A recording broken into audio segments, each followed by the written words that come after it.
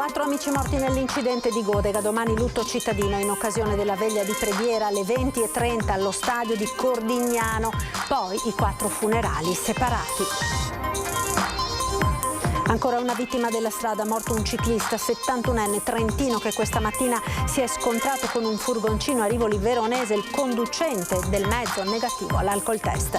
La procura di Padova indaga sulla morte del 20enne trovato senza vita in casa di un amico a Città Giardino, sul corpo nessun segno di violenza, accertamenti per capire se abbia assunto farmaci o stupefacenti.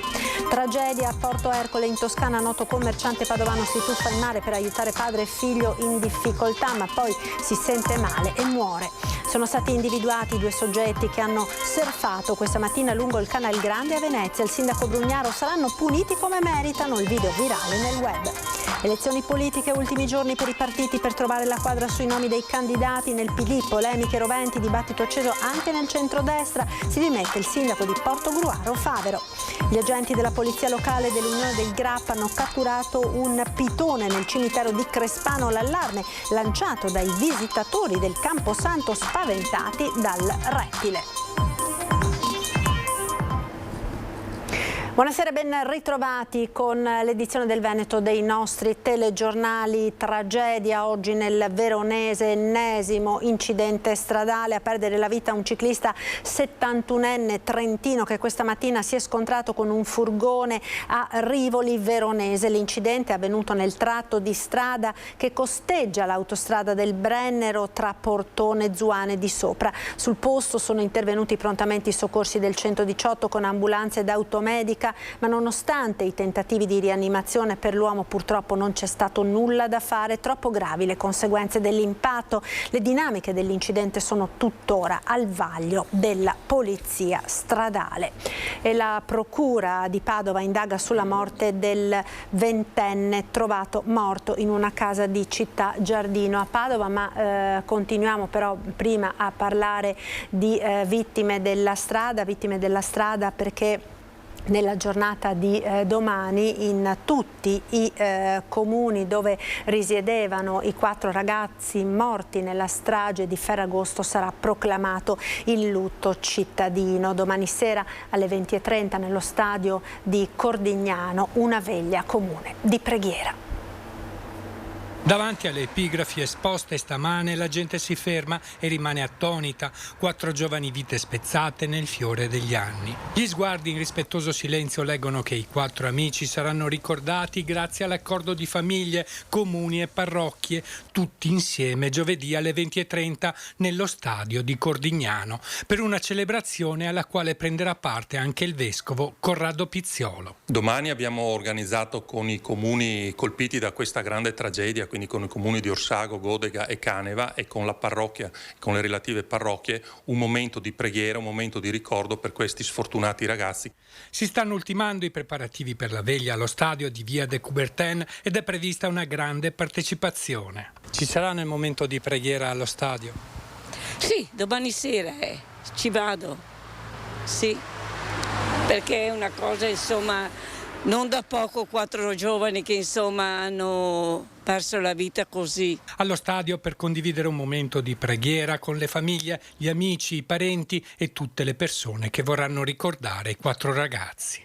E poi ci sarà data la possibilità ad amici, familiari, a chi è più vicino insomma, a questi ragazzi di poter portare un ricordo, ricordare la persona che purtroppo non c'è più. Giovedì, lo stesso giorno della veglia, sarà dato l'ultimo saluto a Xuliano Chellici con rito musulmano presso la sua abitazione.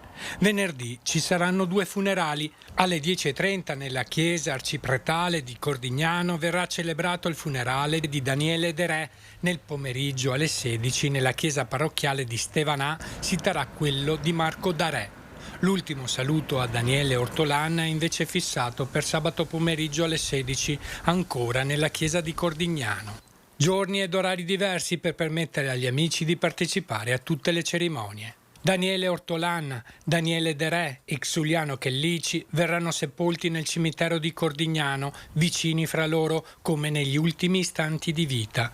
I familiari di Marco Darè hanno deciso di tenerlo vicino a loro dopo la cremazione. A Padova ora la procura indaga sulla morte del ventenne trovato morto in una casa a Città Giardino. Si indaga per decesso come conseguenza di altro reato. Aperto in procura un fascicolo contro ignoti per la morte di Massimiliano Segala, il ventenne padovano, trovato esanime il giorno di Ferragosto in casa di un amico nel quartiere di Città Giardino. È stato proprio l'amico a dare l'allarme, vedendo che il giovane, che era andato a riposare da ore, non si risvegliava. Sul comodino alcuni farmaci che il ventenne pare stesse assumendo da qualche giorno per un problema di salute. Questo quanto avrebbero riferito i familiari agli inquirenti. Ma la procura vuole appurare anche se Massimiliano abbia assunto qualche tipo di sostanza stupefacente nelle ore antecedenti il decesso. Per questo il pubblico ministero ha formulato l'ipotesi di morte come conseguenza di altro reato. Sono stati disposti esami tossicologici e l'autopsia dovrebbe svolgersi proprio in queste ore. Il ventenne aveva trascorso la sera di Ferragosto con dei coetanei, poi si è fermato a casa di un amico che vive a Città Giardino. Quest'ultimo, non vedendolo svegliarsi, ha provato più volte a chiamarlo, non ottenendo risposta ha allertato i soccorsi, che però non hanno potuto far altro che constatare il decesso del giovane. La famiglia, distrutta dal dolore, non crede all'ipotesi della droga e attende gli esiti dell'autopsia. E tragedia ieri sera all'Hotel Point di Piove di Sacco, un 19enne si è gettato dalla scala antincendio ed è morto. Prima del gesto estremo aveva fatto una chiamata d'emergenza al 112, ma all'arrivo dei carabinieri si è lanciato nel vuoto. Il ragazzo viveva ad Arzer Grande ed in questo periodo stava affrontando un momento difficile. Tragedia a Porto Ercole, un commerciante padovano si tuffa in mare per aiutare padre e figlio in difficoltà, ma poi si sente male e muore. Si è tuffato in acqua per aiutare due bagnanti in difficoltà a causa del mare mosso, ma una volta risalito sulla spiaggia ha accusato un malore ed è morto. La tragedia a Porto Ercole, località di mare sull'Argentario in Toscana. La vittima è Andrea Zanella, padovano di 68 anni, noto in città per essere il titolare di uno dei negozi storici del centro di Padova, Pineider di via Zabarella. Il commerciante era in vacanza con la moglie, vedendo padre e figlio in difficoltà è corso in mare per aiutarli, ma poi si è sentito male. Nonostante i soccorsi del 118, il 68enne padovano è morto. La moglie sotto shock è stata ricoverata ad Orbetello. La morte di Andrea Zanella ha sconvolto il mondo del commercio padovano. Iscritto ad Ascom e presidente di Borgo Altinate, Zanella era molto attivo per sostenere le attività del centro storico. Sono addolorato per la perdita di un amico e di un compagno di tante battaglie per valorizzare Borgo Altinate e i suoi negozi, ci ha detto al telefono il presidente di Ascom Veneto, Patrizio Bertin. Andrea Zanella ha dimostrato la sua generosità fino alla fine, tuffandosi senza esitazione per prestare soccorso a due persone in difficoltà. Ed ancora cronaca, è finita tragicamente sul Monte Cengio l'uscita in passeggiata di un escursionista. L'uomo che non aveva fatto rientro a casa è stato trovato morto da una squadra di soccorritori. Cogollo del Cengio. Un uomo di 55 anni di Due Ville è stato trovato morto da una squadra del soccorso alpino alla base di una parete di roccia del Monte Cengio. A lanciare l'allarme al 118 ieri nel tardo pomeriggio la moglie, che non aveva visto il coniuge fare rientro a casa dopo l'escursione. Immediatamente è scattata la ricerca delle squadre del soccorso alpino di Arsiero, che con i vigili del fuoco verso l'una hanno rintracciato l'auto dello scomparso parcheggiata nei pressi del rifugio El Granatiere sul Monte Cengio. Fondamentale la localizzazione telematica del cellulare del 55enne. 4 squadre di soccorritori si sono organizzate a perlustrare l'area così circoscritta. Verso le 3:30 sono stati rinvenuti alcuni effetti personali che hanno poi ricondotto i volontari a trovare il corpo senza vita dell'uomo. Solo verso le 6 il cadavere è stato imbarellato e affidato ai servizi funebri dopo aver ottenuto il nulla osta dal magistrato a rimuoverlo. Con il surf sul Canal Grande sono stati individuati nel giro di poche ore le due persone protagoniste questa mattina della bravata, ripresa con un video che è diventato virale sui social. Grazie al lavoro della Polizia Municipale e del sistema di videosorveglianza sono stati individuati in tempo record i due protagonisti delle corse col surf elettrico questa mattina lungo il Canal Grande. L'ha annunciato sui social il sindaco Brugnaro.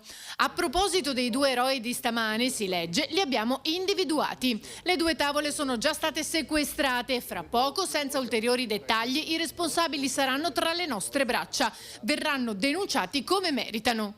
Nelle ore precedenti però lo stesso sindaco aveva scritto un altro post corredato dal video divenuto virale sul web dei due che surfavano, lanciando anche un appello. Ecco i due imbecilli prepotenti che si fanno beffa della città, si legge. Chiedo a tutti di aiutarci a individuarli per punirli, anche se le nostre armi sono davvero spuntate e servono urgentemente più poteri ai sindaci in tema di sicurezza pubblica. A chi li individua offro una cena, aveva scritto. Sostenuto anche dal sindaco di Gallio, a sua volta disposto a offrire una cena a chi li trovasse. Mi associo a Brugnaro nel compartecipare appunto a pagare la cena o il pranzo a chi magari riuscirà a segnalare e ad individuare questi soggetti. Io sono d'accordo con Brugnaro e anche qui purtroppo ogni anno registriamo casi di maleducazione dilagante. Io dico sempre la mamma degli imbecilli è sempre incinta purtroppo. Peccato che nessuno abbia potuto godere di una cena offerta da uno dei due sindaci.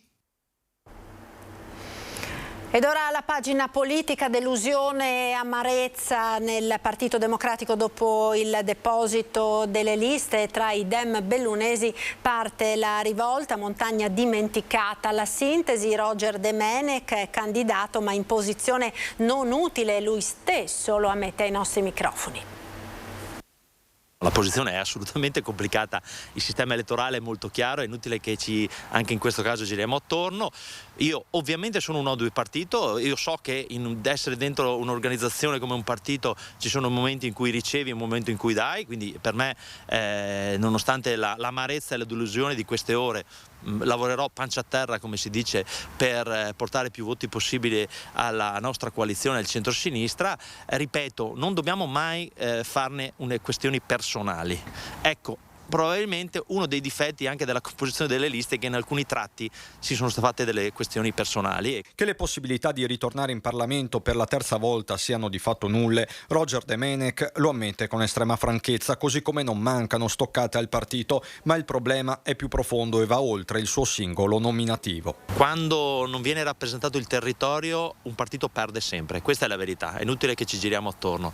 E in questo caso, in tutto il Veneto, questa cosa è successa e è un problema enorme, ma non è un problema per le persone che ci sono o non ci sono, è un problema per il partito. Un partito è quella cosa che deve essere radicata nel territorio e portare le istanze del territorio. Se non fa questo lavoro mette in dubbio la sua essenza, il suo essere. E la posizione di Domenech, questo l'altro dato politico, è condivisa dalla segreteria provinciale con Monica Lotto, che tra l'altro è anche vice segretaria regionale. Le sue parole sono nettissime. Noi qui abbiamo messo delle persone che nulla hanno a che fare con i territori, il Nazionale ci ha imposto delle figure che sono ben distanti dalla montagna, dal Veneto, in particolare dalle esigenze che i nostri cittadini ci hanno in questi anni detto e ribadito, e quindi perdiamo un'occasione importante. In Veneto c'è una bella classe dirigente che doveva emergere e che con queste imposizioni dal Nazionale non è emersa. Alle dinamiche interne dei partiti si aggiunga l'orizzonte statistico di una provincia che rischia di sparire o quasi dal Parlamento, vista la riduzione del numero dei parlamentari. Il taglio dei parlamentari, questo sistema elettorale penalizza indubbiamente i territori deboli da un punto di vista demografico, come la montagna, che spesso vengono sacrificati nei confronti dei territori di fondovalle, eccetera. Questione di forma ma anche di sostanza. A rischiare sono provvedimenti concreti come la legge quadro sulla montagna, che avrebbe già le coperture finanziarie ma ferma in commissione alla Camera. E adesso bisogna sicuramente ripartire da zero e in questo senso io spero che si possano trovare le condizioni per riprendere quel filo, perché abbiamo bisogno non soltanto della legge sulla montagna, ma che la montagna nel suo complesso, anche rispetto alla sfida del cambiamento climatico, sia al centro delle politiche. Nelle prossime ore verranno depositate le liste anche degli altri partiti, appunto nei vari partiti e negli schieramenti si sta dibattendo proprio sui nomi da inserire. Sentiamo. Ultimi giorni per i partiti per chiudere le liste e trovare la quadra sui nomi dei candidati che si sfideranno nelle urne il 25 settembre. Dopo le roventi polemiche sulle candidature del PD, anche il centrodestra sta per chiudere le liste, condizionate dalla riduzione del numero dei parlamentari. È chiaro e evidente a tutti che nel momento in cui si vota un taglio dei parlamentari si sa che ci si espone poi a una minor rappresentanza. Anche se, alla luce dei sondaggi favorevoli, nella coalizione di centrodestra Fratelli d'Italia non dovrebbe avere i problemi degli alleati, non solo per le riconferme degli uscenti. Noi contiamo di chiudere le liste entro oggi, massimo domani, per poi poter presentarle nei 2 giorni nei quali è prevista la presentazione in Corte d'Appello. Si lavora dunque alla composizione della squadra, a brevissimo i nomi. C'è l'affidabilità, e cioè la classe dirigente che da anni ha lavorato su questo partito quando non ci credeva nessuno. C'è una quota parte di ottimi amministratori che hanno dimostrato proprio col lavoro sul territorio la loro capacità, e poi c'è anche una quota parte di affidabilissimi professionisti che oggi rappresentano quel valore aggiunto che un partito che si candida a guidare questa nazione deve sicuramente avere tra le proprie fila, quindi un giusto mix. Criteri ben precisi, quelli che guidano la composizione delle liste di Azione nel terzo polo con Italia Viva. Il primo è assolutamente la competenza, cioè il fatto di saper fare qualcosa, di averlo dimostrato nella propria vita professionale e di volerlo fare a livello nazionale. Il secondo criterio è quello della novità. Siamo un partito nuovo e ci teniamo, perché siamo nuovi anche come modalità di porsi, oltre che come selezione della classe dirigente, e questo vogliamo rappresentare con le candidature. Terzo criterio, ovviamente, la rappresentatività del territorio. Noi abbiamo moltissimi amministratori, magari di civiche, qualcuno proveniente da altri partiti, sia dal PD sia dal centrodestra, delusissimi dal PD, che è diventato questa specie di Macedonia di proposte diverse, contraddittorie tra di loro, e da un centrodestra che ha tradito il suo elettorato, particolarmente in Veneto, proprio buttando giù il governo Draghi, per esempio, e che si stanno avvicinando a noi, e quindi stiamo ragionando con loro. Intanto esprime soddisfazione il Movimento 5 Stelle, che ha visto oltre 50.000 iscritti votare alle parlamentari online per decidere chi proverà a farsi eleggere a settembre. La lista dei 15 candidati proposta dal presidente Conte passa con l'86,54% dei voti. Ed ancora politica, in vista delle amministrative, in campo anche l'imprenditore Adriano Panzironi, che punta con il suo partito Rivoluzione Sanitaria a stravolgere la gestione della pandemia e non solo. Il simbolo del movimento è un'eloquente ghigliottina da usare metaforicamente contro chi ha gestito l'emergenza sanitaria negli ultimi 2 anni. L'imprenditore Adriano Panzironi, ideatore della dieta per vivere 120 anni, scende in campo alle politiche. Ospite del direttore Luigi Baciali a Focus, ha ribadito che non solo la sua visione di sanità e salute, ma anche la collocazione politica del suo partito Rivoluzione Sanitaria esulano dagli schemi tradizionali. Io ho fatto già ho detto molto spesso, a noi non interessa né destra né sinistra né centro né cristiani né musulmani. Noi vogliamo andare al governo e siamo disponibili ad allearci con tutti, con chiunque. L'importante è che ci diano il posto di ministro della sanità e la gestione sanitaria per i prossimi 5 anni, perché una gestione sanitaria diversa potrebbe portare in 5 anni alla riduzione del 50% della mortalità per malattie degenerative e il 50% in meno di spese sanitarie correnti. Tutti sbagliati, secondo Panzironi, i provvedimenti presi dalla politica durante la pandemia. Noi intendiamo rivoluzione nella sanità, lo facciamo con la ghigliottina perché ritengo che quando un sistema non funziona debba essere tagliata la testa di quel sistema, quindi tutta la dirigenza sanitaria, che sia il ministro, che sia i vari dirigenti, il CTS, il Consiglio Superiore della Sanità, che hanno fatto dei disastri in questo Paese. Noi abbiamo avuto una gestione della pandemia che io oserei dire criminale, per colpa di una medicina dogmatica che non ha preso in esame nessuna evidenza scientifica, ma ha fatto delle scelte dogmatiche, rinchiudendo milioni di italiani nelle proprie case e portando a quasi 160.000 morti. Da destra a sinistra si sta rivedendo un film già visto, dice Panzironi, e nessuno ha il coraggio di mettere sul tavolo il tema della gestione sanitaria. Noi abbiamo vissuto forse i 2 anni e mezzo peggiori della Repubblica Italiana, che è stata quella appunto della pandemia, e non c'è un partito che ne ha mai fatto nessun tipo di discussione politica, perché ovviamente c'è molto imbarazzo nel presentarsi al proprio elettorato ed affermare come sarà affrontata la prossima pandemia, perché noi a ottobre ritorneremo con più contagiati di prima e più morti di prima. Da qui la discesa in campo dell'imprenditore del suo partito, che tuttavia, come gli altri, deve fare i conti con le regole della legge elettorale. Non sarà forse il problema superare appunto il 3%, perché la gente è stufa di questa politica sanitaria, ma semmai raccogliere firme in tempo per partecipare, e questa la dice davvero lunga sulla qualità della democrazia in Italia.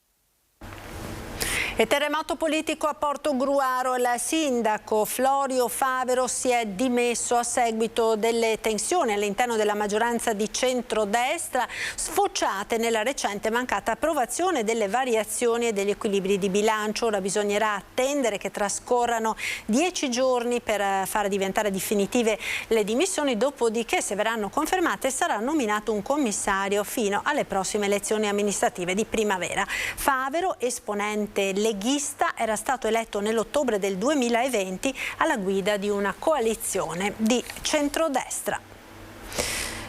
I giovani diventano sempre più poveri. Il crollo nelle dichiarazioni 2020 è stato rilevato dai CAF della CISL di Padova e Rovigo.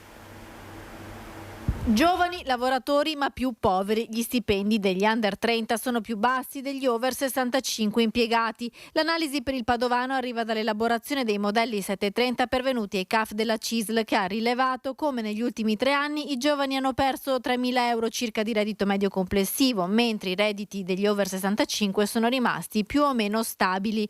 Molto dipende dalla pandemia, che ha cambiato le regole del mercato del lavoro, spiega il segretario CISL di Padova e Rovigo, e dal precariato sempre più diffuso.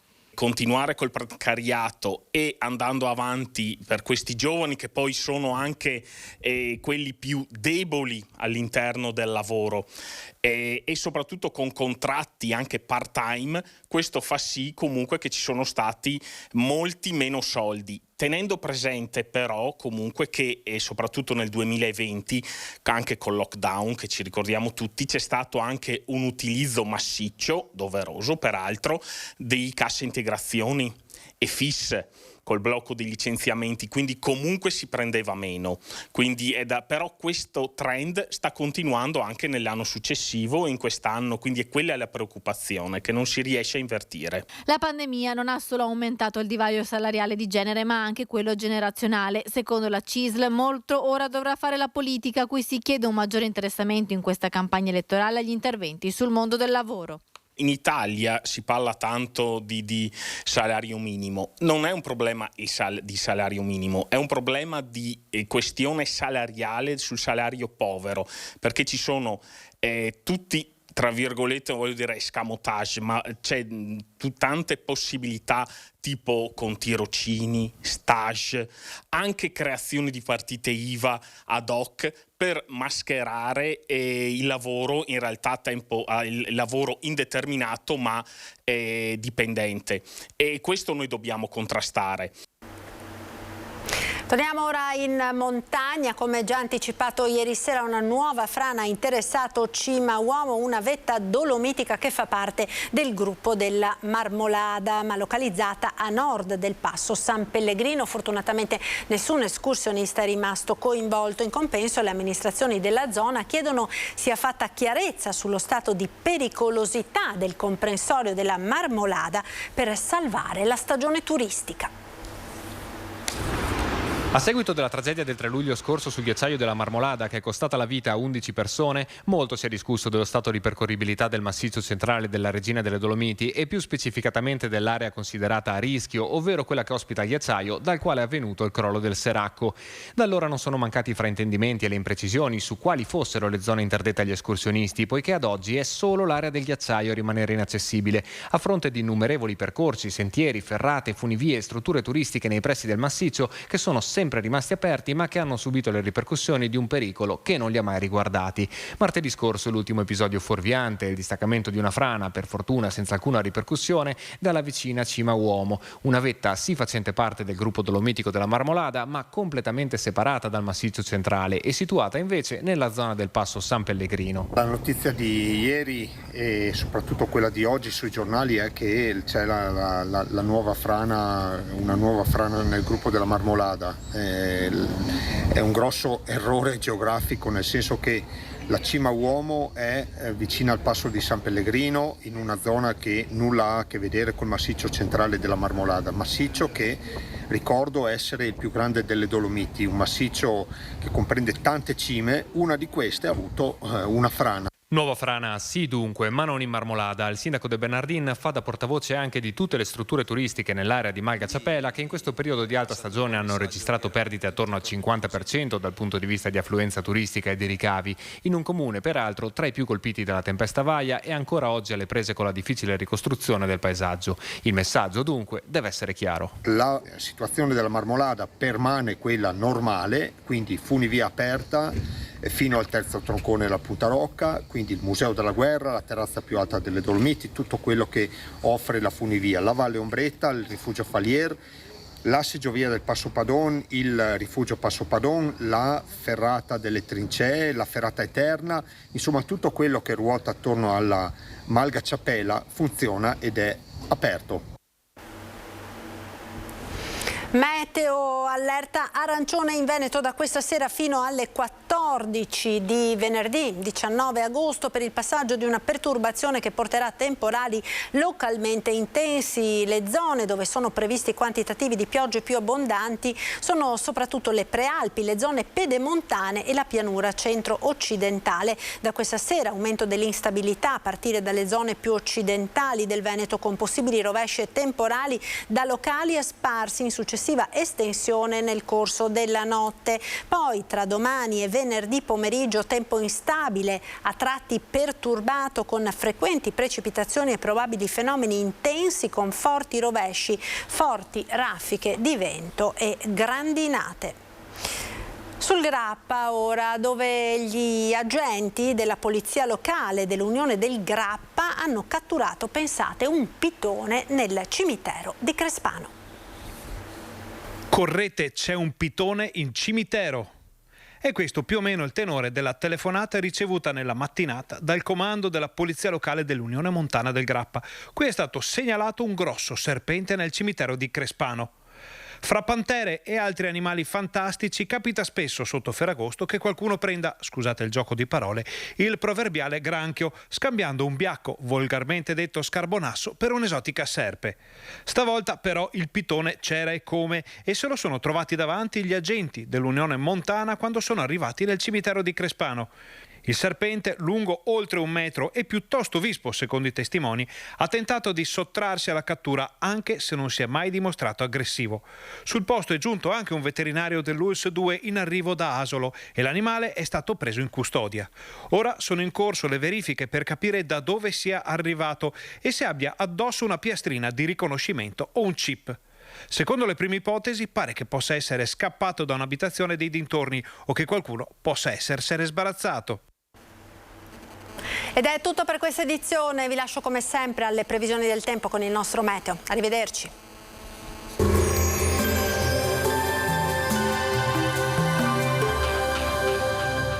Cooperativa Agricola Volpago offre carne fresca di prima qualità. Ci trovi a Volpago del Montello, Pieve del Grappa, Tre Baseleghe e presso lo spaccio del contadino a Dolo e Massanzago. Benvenuti al meteo. Previsioni per giovedì 18 agosto. Sul Veneto tempo inizialmente variabile, poi instabile dal primo pomeriggio, con spazi di sereno alternati ad addensamenti nuvolosi. Probabilità di precipitazioni in aumento. Piogge e temporali a carattere locale attesi dal pomeriggio, per poi diffondersi anche nelle zone costiere in serata. Temperature stabili. Minime comprese tra i 21 e i 23 gradi, massime sui 29-30 gradi. Sul Friuli Venezia Giulia tempo variabile in tutta la regione. In giornata saranno possibili rovesci e temporali sparsi a carattere intermittente. Le piogge saranno abbondanti in particolare sulla fascia occidentale.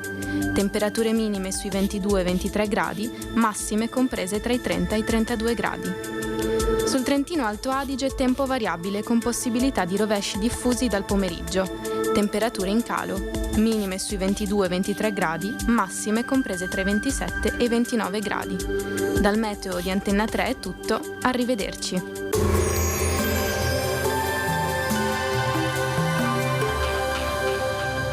Cooperativa Agricola Volpago offre carne fresca di prima qualità. Ci trovi a Volpago del Montello, Pieve del Grappa, Tre Baseleghe e presso lo spaccio del contadino a Dolo e Massanzago.